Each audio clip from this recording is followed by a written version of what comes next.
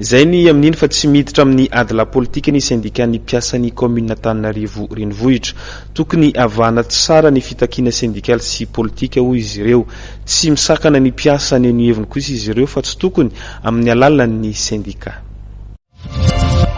Mariana fa ny vahoaka ihany no mandony karamanay nefa ny vahoaka ilay no manao tsinontsinona ny karamanay ao anatin'izany le tsy fanajana ny fotodrafitrasa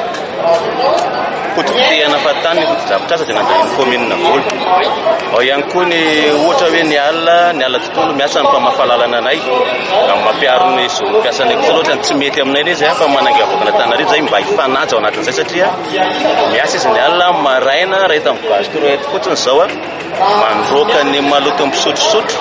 amin'ny tanana mihitsy ny mpiasanay fa io ngamba ny anenganantsika hoe tanana iraisana le izy iraisana ny fivelomana ara-dalàna manaingatsika etra mba hanaja n'izay azy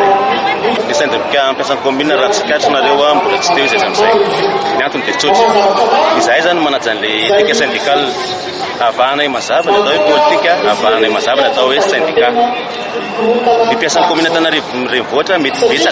betsaka no manafika ny tolo isan'andro ny antony amin'ny maha-olo-pirenena azy fa tsy maha-sendikalista azy zo ny mpiasa rehetra no manatrika ny tolona amin'ny maha-olo-pirenena azy fa mampitarika sendikanay kosa dia mametraka mazava aloha zay hoe